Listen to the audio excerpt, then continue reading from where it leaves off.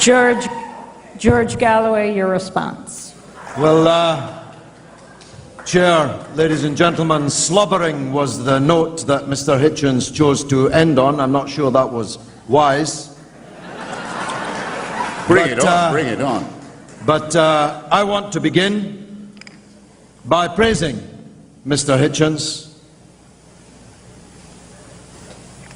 In Dundee, my home city, at the annual delegate meeting of the National Union of Journalists 25 years ago, the same Mr. Hitchens made a speech in which he praised me and the City Council for what he described as its brave act of twinning the city of Dundee with the Palestinian city of Nablus.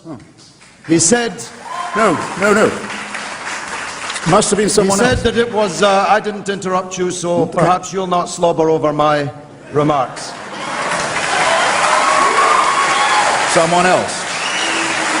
You see, it was very important, Mr. Hitchens' support for the Palestinian people, and it was not easy in 1980. Only a few years before, the Palestinian resistance had seized the Israeli Olympic Games team in Munich and had committed what most people in the world described as an act of mass terrorism. Mr. Hitchens' courageous stand with groups like the Popular Front for the Liberation of Palestine, the hijackers of many an aircraft, the carrying out of many a military operation, was very significant because it was very rare. Equally, I want to thank Mr. Hitchens for the brave stand that he made against the war on Iraq in 1991. I want to say, and I've never had the chance to thank him for this, one of the magic moments of that great era was Christopher Hitchens on television with the gun nut Charlton Heston. When Heston was fulminating, desperate to get in there, desperate to attack, Hitchens told him to keep his wig on, and then he asked him, magically, to name 4 countries with a border with the country he was so keen to invade. And Heston, of course, could name none. That was important because it was very difficult to oppose the war against Iraq in 1991. After all, it was ruled by somebody called Saddam Hussein. It was governed by the Ba'ath Party, who continued to govern it thereafter. It was only 3 years since those chemical weapons that Mr. Hitchens could still smell when he was last there had been launched against the Kurdish people whom he will never leave alone. Only 3 years before Halabja had taken place. And of course, perhaps most significantly of all, it was difficult to oppose that attack on Iraq in 1991 because Iraq had invaded and abolished, to quote him a few minutes ago, a member state of the Arab League of the United Nations, a Muslim Arab country. Notwithstanding all of these things, Mr. Hitchens bravely, fanatically you may say, stood against the idea of President George Bush invading Iraq in 1991. What you have witnessed since is something unique in natural history. The first ever metamorphosis from a butterfly back into a slug. Not bad. And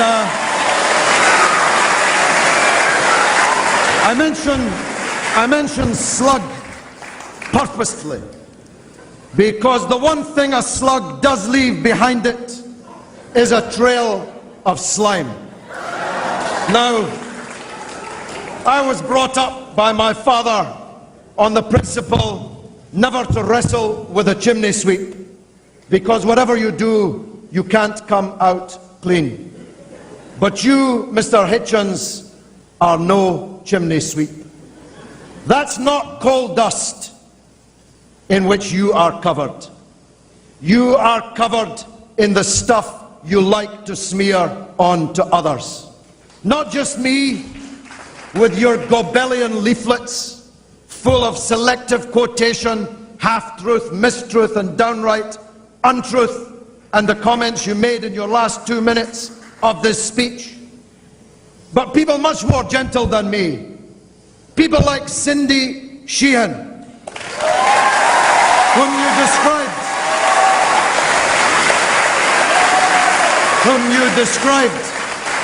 whom you described as a sob sister, as a flake, as a LaRouche, a woman who gave the life of her son for the war that you have come here to glory in.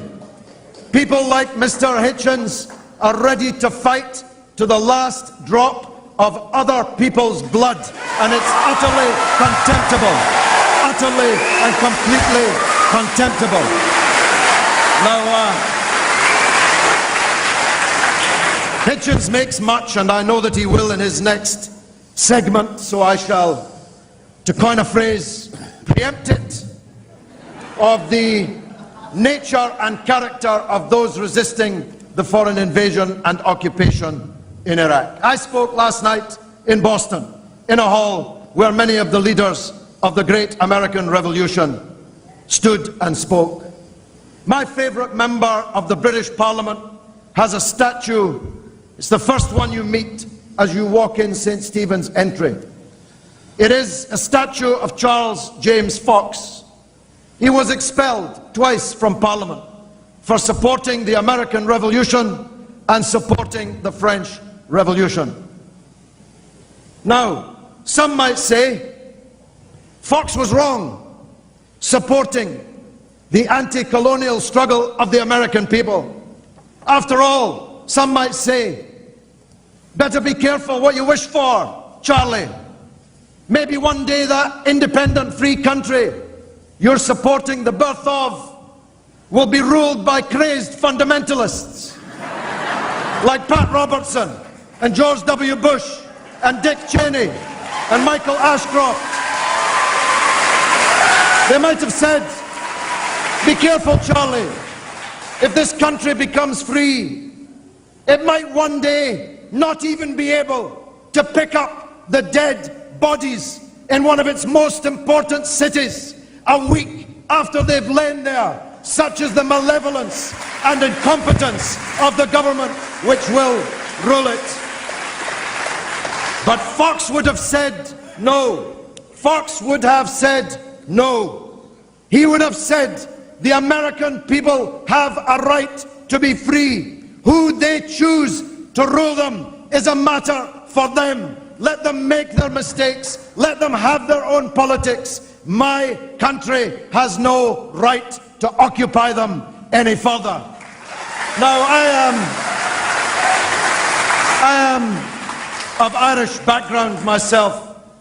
When the Irish people rose in 1916 for their freedom to strike one of the first decisive blows against the British Empire, on which the sun never set, because God would never trust the English in the dark.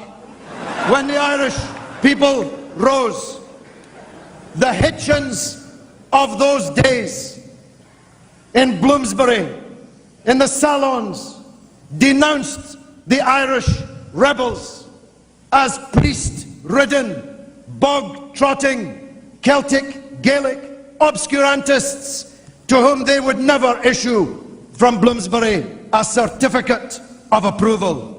But the only certificate of approval that mattered was the one issued by the Irish people, not the liberals in London who refused to endorse it.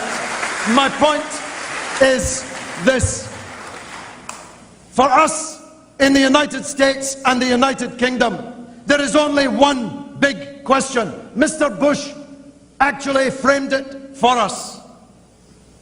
Are you with the foreign occupation of Iraq, or are you with the right of the Iraqi people to be free and to resist the foreign armies who have violently invaded them?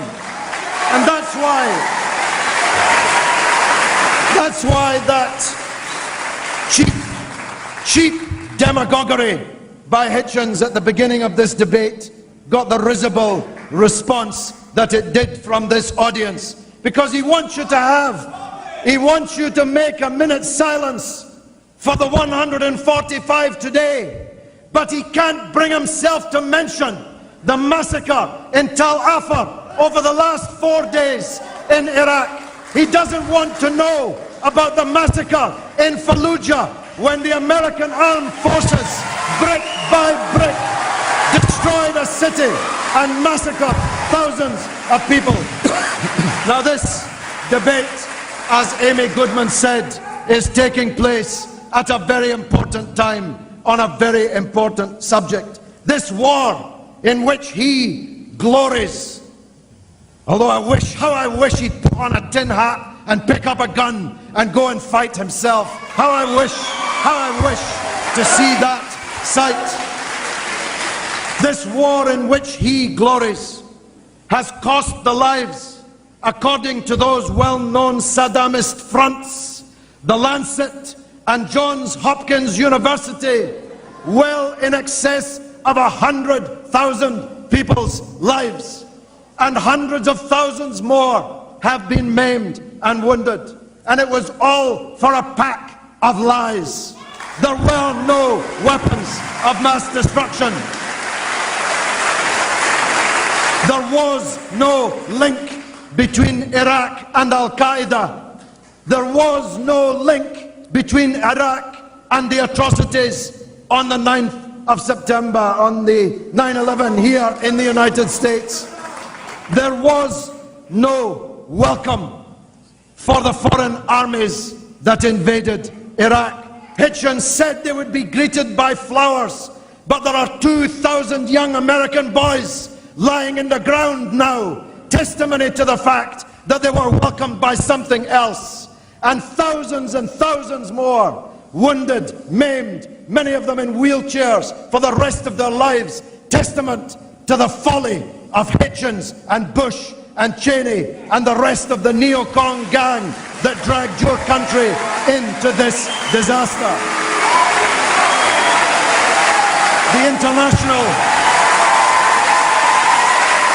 The international legal and political system has been defaced and disfigured. The world has been made a more dangerous place, not just for us, but for our children and their children, for generations to come.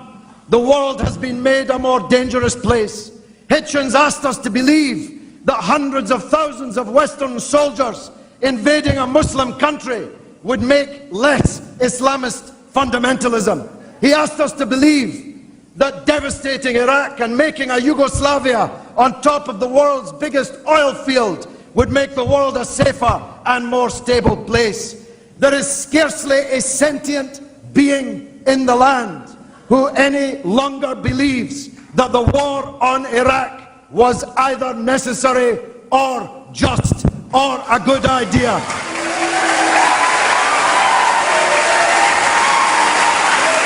Now,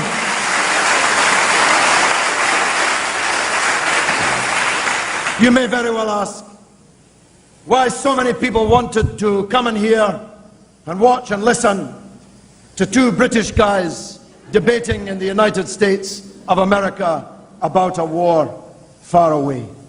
I think the reason is this. Our two countries are the biggest rogue states in the world today. And it is therefore vitally important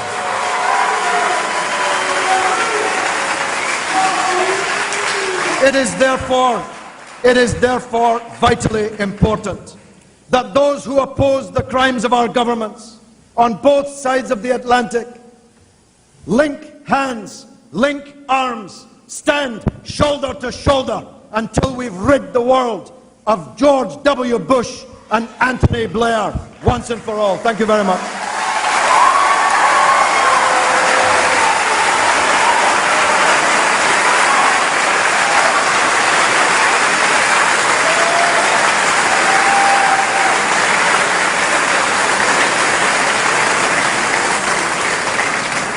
Christopher Hitchens, 10 minutes.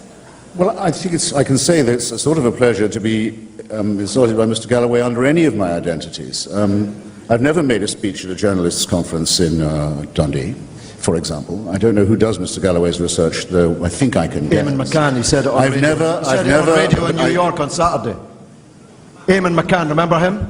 I remember Eamon McCann very well. By the way, he gives me the opportunity to say that I've been a lifelong supporter of the reunification of Ireland, and with Edward Said in the early years of the Intifada, as early as '86, published a book which you can still get from New Left Books, Verset, called Blaming the Victims, about the struggle for the full establishment of Palestinian rights. And yes, it's true that I was an opponent of the last Gulf War. I don't know why anyone thought that to make such a point was a point against me. I dare say I might not have been invited here in this battle of the Titans if it wasn't tolerably well known that I think I was probably mistaken on that occasion. If you can assimilate a point as simple as that, ladies and gentlemen, which I dare say you can, for I shan't insult you, then I think you'll have to notice something about what Mr. Galloway just said, and the rhetorical, I won't say trick, I would say squalid maneuver that underlies it. To hear him speak, you would think, would you not, that he was a pacifist, that he defines himself as anti-war. Now, how can this be said in good conscience by someone who has just, standing by the side of the dictator of Syria on the 30th of July, referred to the 154 heroic operations conducted in Iraq by the so-called resistance, a resistance that's run, as we know, by a senior bin Ladenist and by many of the former secret police of the Ba'athist regime? How can someone say they're anti-war and they care about casualties, that they praise 154 operations a day? 145. I ask you. 145. He's coming down a bit. Oh, that's what it says in your leaflet. It's not that many. It says 145 in your leaflet. Let me remind you of what some of those operations were. The blowing up by military-grade explosives of the headquarters of the United Nations in Baghdad a few months after the intervention, as it was being tenanted by Sergio de Mello, one of the great international civil servants of our time, who was fresh from, Amy knows more about this than I, but fresh from his role in the very belated supervision of the independence of East Timor from Indonesia and the holding of a free election in East Timor. And the jihadists who murdered him put out a communique saying, we have today put an end to the life of this disgusting man because he freed Timor from Muslim Holy Land in Indonesia. These people are not pacifists, ladies and gentlemen, nor are they anti-imperialists. If you haven't noticed, they call for the restoration of a lost empire, the caliphate, and the imposition of Sharia law on all non-believers within its borders. That's not pacifism. That's not anti-imperialism. And to praise the people who do this,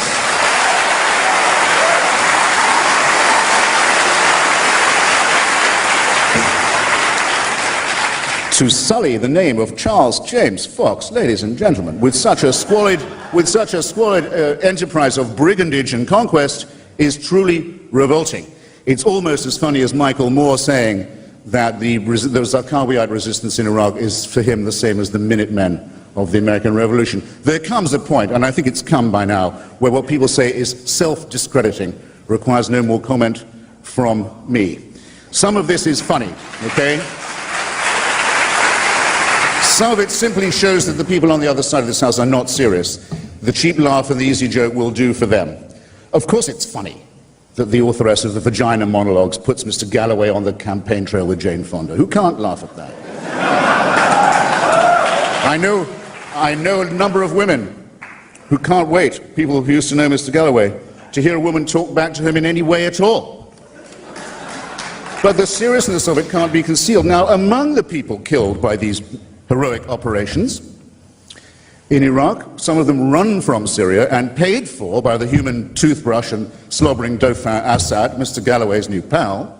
Among the victims of these operations was specialist Casey Sheehan, who was trying to clean up the festering slum of what had once been called Saddam City and was now known to us as Sada City, where the water supply is coming back on. It's taking a while because people keep blowing it up, but it's coming back on. Now, I will put a simple moral proposition to you and see if I've phrased it aright. Is it not rather revolting to appear in Damascus by the side of Assad and to praise the people who killed Casey Sheehan, and then to come to America and appeal to the emotions of his mother?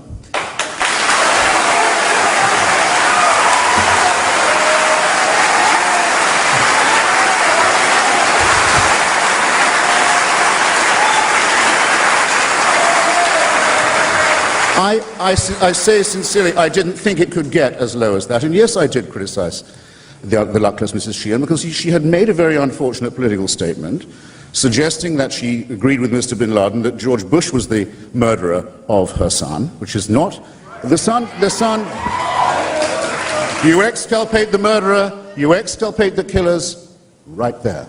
They didn't kill him. Shame on you. Shame on you for saying that. Now, she had made an unfortunate statement, which I called her on, and she denied having made it, which was a false claim.